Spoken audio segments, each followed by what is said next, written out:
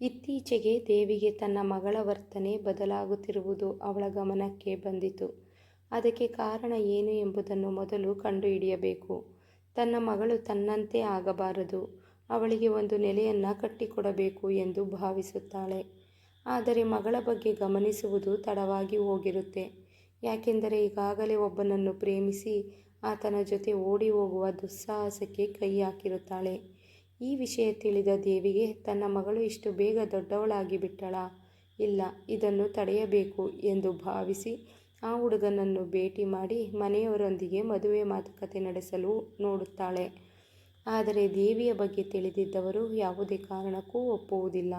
ಇಂತಹ ಮನೆಯಿಂದ ಹೆಣ್ಣು ತಂದರೆ ತಮ್ಮ ಮರ್ಯಾದೆ ಹಾಳಾಗುವುದೆಂದು ತಿರಸ್ಕರಿಸಿ ಬಿಡುತ್ತಾರೆ. ಆದರೆ ಹುಡುಗ ಹುಡುಗಿ ಒಬ್ಬರನ್ನೊಬ್ಬರು ಗಾಢವಾಗಿ ಪ್ರೀತಿಸುತ್ತಿರುವುದನ್ನು ತಿಳಿದ ದೇವಿ ತಾನೇ ನಿಂತು ಇಬ್ಬರಿಗೂ ಮದುವೆ ಮಾಡಿಸಿ ಆ ಹುಡುಗನ ಜೊತೆ ಕಳುಹಿಸಿಕೊಡುತ್ತಾಳೆ. ಮನೆ ಬಿಟ್ಟು ಬಂದ ಆ ಹುಡುಗ ಆಕೆಯನ್ನು ತುಂಬ ಚೆನ್ನಾಗಿ ನೋಡಿಕೊಳ್ಳುತ್ತಿದ್ದ. ಅವರಿಬ್ಬರ ಒಳ್ಳೆಯ ಬಾಂಧವ್ಯವನ್ನು ನೋಡಿ ದೇವಿ ಸಮಾಧಾನದ ಒಂದು ನಿಟ್ಟುಸಿರು ಬಿಡುತ್ತಾಳೆ. ಮಗಳು ಹೋದ ನಂತರ ಮುಂದೆ ಜೀವನವೇನು ಎಂದು ಕಾಡಲು ಶುರುವಾಗುತ್ತೆ. ತನ್ನ ವೃತ್ತಿಯೇ ನನ್ನ ಜೀವನ ಎಂದು ಭಾವಿಸಿದ ದೇವಿ ಮತ್ತೆ ತನ್ನ ವೃತ್ತಿಗೆ ಇಳಿಯಲು ಯೋಚಿಸುತ್ತಾಳೆ. ಆದರೆ ತನಗೆ ಬಂದಿರುವ ಈ ಕಾಯಿಲೆ ಬಂದರೇನು? ಹಸಿವಿನಿಂದ ಬಳಲುತ್ತಿರುವ ನರಭಕ್ಷಕರಿಗೆ ನನ್ನ ಕಾಯಿಲೆ ಒಂದು ಪಾಠವಾಗಬಹುದೇನೋ? ಆಗಲಿ, ನಾನೇನು ಮಾಡೋದಕ್ಕೆ ಆಗೋದಿಲ್ಲ. ಇದು ನನ್ನ ವೃತ್ತಿ, ನಾನು ಮಾಡಿಯೇ ತೀರುತ್ತೇನೆ. ನಾನು ಸ್ವಾರ್ಥಿಯಾದರೂ ಸರಿ, ಕೆಟ್ಟವಳು ಎಂದರೂ ಸರಿ, ಸಮಾಜ ನನಗೆ ಕೊಟ್ಟಿರುವ ಈ ವೃತ್ತಿಯನ್ನು ನಾನು ಎಂದಿಗೂ ಬಿಡಲಾರೆ ಎಂದು ಮತ್ತೆ ಕನ್ನಡಿಯ ಮುಂದೆ ಬಂದು ನಿಂತುಕೊಳ್ಳುತ್ತಾಳೆ. ಅಲ್ಲಲ್ಲಿ ಬಂದಿರುವ ನೆರೆ ಕೂದಲಿಗೆ ಬಣ್ಣ ಬಳಿದು, ಮುಖಕ್ಕೆ ಮೇಕಪ್ ಮಾಡಿಕೊಂಡು, ತುಟಿಯ ಬಣ್ಣವನ್ನು ಹೆಚ್ಚಾಗಿಸಿ, ಕಡುಗಪ್ಪು ನೀಲಿ ಬಣ್ಣದ ಸೀರೆಯನ್ನು ಉಟ್ಟು, ಕೈಯಲ್ಲಿ ಒಂದು ಬ್ಯಾಗನ್ನು ಹಿಡಿದು ಮನೆಯಿಂದ ಹೊರಗೆ ಹೊರಡುತ್ತಾಳೆ. ಸುಮಾರು ವರ್ಷಗಳಿಂದ ನಿಂತಿದ್ದ ಈಕೆಯ ಈ ವೇಷಭೂಷಣವನ್ನು ನೋಡಿದ ಅಕ್ಕಪಕ್ಕದವರು ಮತ್ತೆ ಮುಖವನ್ನು ನೋಡಿಕೊಂಡು, ಮತ್ತೆ ಇವಳ ಕೆಲಸವನ್ನು ಶುರು ಮಾಡಿದಳು ಅನಿಸುತ್ತೆ, ಈ ಜನ್ಮಕ್ಕೆ ಇವಳು ಬುದ್ಧಿ ಬರುವುದಿಲ್ಲ, ಛೀ ಎಂದು ಮುಖ ತಿರುಗಿಸುತ್ತಾರೆ. ಯಾರೊಬ್ಬರ ಮಾತಿಗೂ ತಲೆಕೆಡಿಸಿಕೊಳ್ಳದ ದೇವಿ ತನಗೆ ತಿಳಿದಿದ್ದ ಜಾಗಕ್ಕೆ ಹೊರಡುತ್ತಾಳೆ. ಹೀಗೆ ಹಸಿದ ಹೆಬ್ಬುಲಿಗಳಿಗೆ ತನ್ನ ಕಡೆಯಿಂದ ಬಳುವಳಿಯಾಗಿ ಕಾಯಿಲೆಯನ್ನು ಹಂಚುತ್ತಾ ತನ್ನ ವರ್ತನೆಗೆ ತಾನೇ ಸಮರ್ಥನೆ ಕೊಟ್ಟುಕೊಳ್ಳುತ್ತಾ ಕಾಲ ಮುಂದೂಡುತ್ತಿರುತ್ತಾಳೆ. ಇತ್ತೀಚೆಗೆ ದೇವಿಗೂ ವಯಸ್ಸಿನ ಅರಿವಾಗುತ್ತಿದೆ. ತನ್ನ ದೇಹ ಯಾವುದಕ್ಕೂ ಸಹಕರಿಸುತ್ತಿಲ್ಲ ಎಂಬುದು ತಿಳಿಯುತ್ತದೆ. ಅಷ್ಟೇ ಅಲ್ಲದೆ ಇವಳನ್ನು ಬಯಸಿ ಯಾರೂ ಹತ್ತಿರ ಬರುತ್ತಿಲ್ಲ. ಈಗ ಅವಳ ಮಗ ದೊಡ್ಡವನಾಗಿದ್ದಾನೆ. ತನ್ನ ತಾಯಿಯನ್ನು ಕುರಿತು, ನೀನು ಈ ವೃತ್ತಿಯನ್ನು ಬಿಟ್ಟು ಬಿಡು, ಇನ್ನು ಮುಂದೆ ನಾನೇ ನಿನ್ನನ್ನು ಸಾಕ್ತೀನಿ. ಇದುವರೆಗೂ ನೀನು ನಮಗಾಗಿ ಪಟ್ಟ ಕಷ್ಟ ನಮಗೆ ತಿಳಿದಿದೆ. ನಿನ್ನ ಮೇಲೆ ನನಗೆ ಯಾವುದೇ ರೀತಿ ಜಿಗುಪ್ಸೆ ಆಗಲಿ ಅಸಹ್ಯ ಭಾವನೆಯಾಗಲಿ ಇಲ್ಲ. ನೀನು ನನ್ನ ಹೆತ್ತ ತಾಯಿ. ನಮ್ಮನ್ನು ಸಾಕಲು ಏನೆಲ್ಲ ಭಾವನೆಗಳನ್ನು ಪಟ್ಟಿದ್ದೀಯಾ ಎಂದು ನನಗೆ ಗೊತ್ತು. ಈಗ ನನಗೆ ದುಡಿಯಲು ರಟ್ಟೆಯಲ್ಲಿ ಶಕ್ತಿ ಇದೆ. ಸಾಕಮ್ಮ, ಇಲ್ಲಿಗೆ ನಿಲ್ಲಿಸು ಬಿಡು. ನಿನ್ನ ದೇಹಕ್ಕೂ ವಿಶ್ರಾಂತಿ ಬೇಕು. ಇಷ್ಟು ದಿನ ನಮಗಾಗಿ ಹೋರಾಟ ಮಾಡಿದ್ಯಾ. ಇನ್ನು ಮುಂದೆ ನಾನು ನಿನ್ನನ್ನು ನೋಡಿಕೊಳ್ತೀನಿ ಎಂದು ಸಮಾಧಾನ ಮಾಡುತ್ತಾನೆ. ದೇವಿಗೆ ಇದುವರೆಗೂ ತನ್ನ ಮಗ ತನ್ನನ್ನು ಯಾವ ದೃಷ್ಟಿಯಲ್ಲಿ ನೋಡುತ್ತಿದ್ದಾನೋ ಎಂಬ ಅಳುಕು ಅಂಜಿಕೆ ಕಾಡುತ್ತಿತ್ತು. ಆದರೆ ಇಂದು ತನ್ನ ಮಗ ನನ್ನ ಪಾಲಿಗೆ ಅತಿ ಎತ್ತರದ ದೃಷ್ಟಿಯಲ್ಲಿ ಬೆಳೆದು ಬಿಟ್ಟಿದ್ದಾನೆ. ಇಂಥ ಒಬ್ಬ ಮಗ ಎಲ್ಲರ ಮನೆಯಲ್ಲೂ ಇದ್ದರೆ ಈ ಹಸಿದ ಕಾಮಕರುಗಳೇ ಕಂಡುಬರುವುದಿಲ್ಲ ಎಂದು ಮಗನನ್ನು ಹೆಮ್ಮೆಯಿಂದ ನೋಡುತ್ತಾಳೆ. ಕಾಲ ಕಳೆದಂತೆ ಮನೆಯ ಜವಾಬ್ದಾರಿಗಳನ್ನೆಲ್ಲ ಮಗನೇ ತೆಗೆದುಕೊಳ್ಳುತ್ತಾನೆ. ಹಾಗೆ ಆತನಿಗೂ ವಿವಾಹವಾಗಿ ಮಕ್ಕಳಾಗುತ್ತದೆ. ತನ್ನ ಮೊಮ್ಮಕ್ಕಳ ಜೊತೆ ನಗುತ್ತಾ ದೇವಿ ಜೀವನ ಸಾಗಿಸುತ್ತಿರುತ್ತಾಳೆ.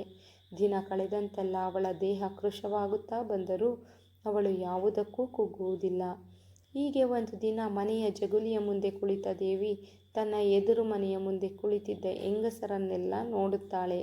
ಅವರೆಲ್ಲ ಬೇರೆಯವರ ವಿಷಯವನ್ನು ಮಾತನಾಡುತ್ತಾ, ತೆಗಳುತ್ತಾ, ಹೀಯಾಳಿಸುತ್ತಾ ಕುಳಿತಿರುತ್ತಾರೆ. ಇದೆಲ್ಲವನ್ನು ನೋಡಿದ ದೇವಿಗೆ ಒಮ್ಮೆಲೆ ಆವೇಶ ನುಗ್ಗಿದಂತಾಗುತ್ತದೆ. ಹಿಂದೆ ತನಗೆ ಮಾಡಿದ ಅವಮಾನ, ತನ್ನ ಮೇಲೆ ಹೊರಿಸಿದ ಅಪವಾದ, ನನಗೆ ಅಂದು ಆಡಿದ ಮಾತುಗಳೆಲ್ಲ ಒಮ್ಮೆಲೆ ನೆನಪಾಗಿ ಆವೇಶ ಬಂದಂತಾಗಿ ಒಳಗಿನಿಂದ ಫೋನು ತೆಗೆದುಕೊಂಡು ಬಂದು ಕರೆಯನ್ನು ಮಾಡುತ್ತಾಳೆ. ಈ ಕಡೆಯಿಂದ ಜೋರಾಗಿ, ಹಲೋ ಮೀನಾ, ಎಲ್ಲಿದ್ದೀಯಾ? ಅದೇ ನೀನು ನನಗೆ ಒಂದು ವಿಷಯ ಹೇಳಿದ್ದಲ್ಲ, ನಮ್ಮ ಪಕ್ಕದ ಮನೆ ಗಂಡಸರು ನಿನ್ನ ಬಳಿಗೆ ಬತ್ತಿದ್ರು ಅಂತ, ಅದೇನು ಅಂತ ಸ್ವಲ್ಪ ಸರಿಯಾಗಿ ಹೇಳ್ತೀಯಾ? ಅದು ಯಾರು ಅಂತ ಹೇಳ್ತೀಯಾ ಎಂದು ಜೋರು ದನಿಯಲ್ಲಿ ಕೇಳಿದಾಗ ಅಲ್ಲಿ ಕುಳಿತಿದ್ದ ಪದ್ಮ, ವನಜ, ಭಾಗ್ಯ, ಉಳಿದವರ ಕಿವಿ ದೇವಿಯ ಮಾತಿನ ಕಡೆ ಎಲ್ಲರ ಉಸಿರಾಟದ ಗತಿ ಏರುಪೇರಾಗುತ್ತದೆ. ಯಾವ ಗಂಡಸಿನ ಬಗ್ಗೆ ಹೇಳುತ್ತಿದ್ದಾಳೆ ಇವಳು ಎಂಬ ಭಯ ಶುರುವಾಗುತ್ತದೆ. ಏನಾದರೂ ನಮ್ಮ ಮನೆಯವರು ಹೊರಟು ಹೋಗಿದ್ದರೆ ನಮ್ಮ ಮರ್ಯಾದೆ ಏನಾಗಬಹುದು? ಎಲ್ಲರಲ್ಲೂ ಇಂಥದೇ ಮನಸ್ಥಿತಿ ಬಂದು ಅಲ್ಲಿ ಕುಳಿತುಕೊಳ್ಳಲು ಸಾಧ್ಯವಾಗದೆ, ಪದ್ಮ, ಮನೆಯಲ್ಲಿ ಸ್ವಲ್ಪ ಕೆಲಸವಿದೆ, ನಾನು ಬರ್ತೀನಿ ಎಂದು ವನಜಾರವರು ಹೇಳಿ ಹೊರಟರೆ, ಭಾಗ್ಯ, ನನಗೂ ಸ್ವಲ್ಪ ಕೆಲಸವಿದೆ ಎಂದು ಹೊರಡುತ್ತಾಳೆ. ಪದ್ಮ ಮತ್ತು ಉಳಿದವರು ಸಹ ಎದ್ದು ಮನೆಯೊಳಗೆ ಹೊರಟು ಹೋಗುತ್ತಾರೆ. ಇದನ್ನು ನೋಡಿದ ದೇವಿ ಅಗಿಯುತ್ತಿದ್ದ ಎಲೆ ಅಡಿಕೆಯನ್ನು ಕ್ಯಾಕರಿಸಿ ಉಗಿದು ವ್ಯಂಗ್ಯವಾಗಿ ಅವರನ್ನು ನೋಡಿ ನಗುತ್ತಾಳೆ. ಅಂದು ರಾತ್ರಿ ಎಲ್ಲರ ಮನೆಯಲ್ಲೂ ಪಾತ್ರೆಗಳ ಶಬ್ದ ಜೋರು ಜೋರು. ಇತ್ತೀಚೆಗೆ ಅಕ್ಕಪಕ್ಕದ ಮನೆಯವರೆಲ್ಲ ಒಟ್ಟಿಗೆ ಸೇರಿ ಮಾತನಾಡಲೇ ಭಯಪಡುತ್ತಾರೆ. ಅವರ ಸದ್ದು ನಿಂತು ಹೋಗಿದೆ. ಏನಿದ್ದರೂ ಹೊರಗಡೆ ಜಗಲಿಯ ಮೇಲೆ ಕುಳಿತ ದೇವಿಯ ಸದ್ದೇ ಹೆಚ್ಚಾಗಿದೆ. ಊರ ಹಬ್ಬ ಹರಿದಿನಗಳಲ್ಲಿ ಯಜಮಾನ ಕುಟುಂಬದವರು ಸಿಕ್ಕರೆ ಅಲ್ಲೂ ದೇವಿಯದೇ ಹವ. ಯಾಕೆಂದರೆ ದೇವಿಯ ಬಾಯಿ ಈಗ ಸುಮ್ಮನಿರುವುದಿಲ್ಲ. ಆಕೆಯ ಬಾಯಿಗೆ ಹೆದರುವವರು ಹಲವಾರು ಜನ. ಅವಳಿಗೆ ಮಾತು ಕೊಡಲು ಹೋದರೆ ಎಲ್ಲಿ ನಮ್ಮ ಮಾನ ಮರ್ಯಾದೆ ಹೊರಟು ಹೋಗುವುದೋ ಎಂದು ಹೆದರಿ ಯಜಮಾನನ ಕುಟುಂಬದವರು ಸುಮ್ಮನೆ ಹೊರಟು ಹೋಗುವರು. ಅವರನ್ನು ನೋಡುತ್ತಾ ಅಗಿಯುತ್ತಿರುವ ಎಲೆ ಅಡಿಕೆಯನ್ನು ಉಗಿದು ಹೋಗುವಳು ದೇವಿ. ದೇವಿಯ ಈ ಮನಸ್ಥಿತಿ ನ್ಯಾಯಸಮ್ಮತವಾದುದೇ. ಸುಮಾರು ವರ್ಷಗಳಿಂದ ಅನುಭವಿಸಿಕೊಂಡು ಬಂದ ಯಾತನೆ, ನೋವು, ರೋಷ, ಆವೇಶ ಇವೆಲ್ಲವನ್ನು ಬಾಯಿ ಮಾತಿನಲ್ಲಿ ಆಡುವುದರ ಮೂಲಕ ಎಲ್ಲರ ಮೇಲೂ ತೀರಿಸಿಕೊಳ್ಳುತ್ತಿದ್ದಾಳೆ. ಮಗ ಅವಳಿಗೆ ನೆಮ್ಮದಿಯ ಜೀವನವನ್ನು ಕೊಟ್ಟರೂ ಆಕೆ ಅನುಭವಿಸಿದ ಯಾತನೆಯನ್ನು ಮರೆಯಲು ಸಾಧ್ಯವಾಗುತ್ತಿಲ್ಲ. ಅದನ್ನು ಮರೆಯಬೇಕೆಂದರೆ ತನ್ನ ಮನಸ್ಸಿನ ಒಳಗಿರುವ ಆಕ್ರೋಶವನ್ನೆಲ್ಲ ಹೊರಗೆ ಕಕ್ಕಿ ಬಿಡಬೇಕೆನಿಸುತ್ತಿದೆ. ಇದಕ್ಕೆ ಬಲಿಯಾಗುತ್ತಿರುವವರು ತನ್ನ ಎದುರುಗಡೆ ಇರುವ ಅಕ್ಕಪಕ್ಕದ ಮನೆಯವರು. ಹೀಗೆ ದೇವಿ ಯಾವುದಕ್ಕೂ ಅಂಜದೆ ಎಂತಹ ಕಳಂಕ ಬಂದರೂ ಜೀವನದಲ್ಲಿ ಎಂತಹ ಕಷ್ಟ ಬಂದರೂ ಎಂತಹ ನೋವನ್ನೇ ಅನುಭವಿಸಿದರೂ ತನ್ನ ಜೀವನವನ್ನು ಬಲಿ ಕೊಡದೆ ತಲೆ ಎತ್ತಿಯೇ ಓಡಾಡುತ್ತಿದ್ದಾಳೆ. ದೇವಿಯಂಥ ಅನೇಕ ಹೆಣ್ಣುಗಳು ನಮ್ಮ ಸಮಾಜದಲ್ಲಿ ಬದುಕುತ್ತಿದ್ದಾರೆ. ಯಾರೂ ಸಹ ಇಷ್ಟಪಟ್ಟು ಇಂತಹ ವೃತ್ತಿಯನ್ನು ಮಾಡುವುದಿಲ್ಲ. ಎಲ್ಲರೂ ಕೆಲವೊಂದು ಅನಿವಾರ್ಯ ಪರಿಸ್ಥಿತಿಗಳಿಂದ, ಅಸಹಾಯಕತೆಯಿಂದ ಇಂತಹ ವೃತ್ತಿಗೆ ಇಳಿಯುತ್ತಾರೆ ಹೊರತು ಇಚ್ಛೆಪಟ್ಟು ಇಳಿಯುವುದಿಲ್ಲ.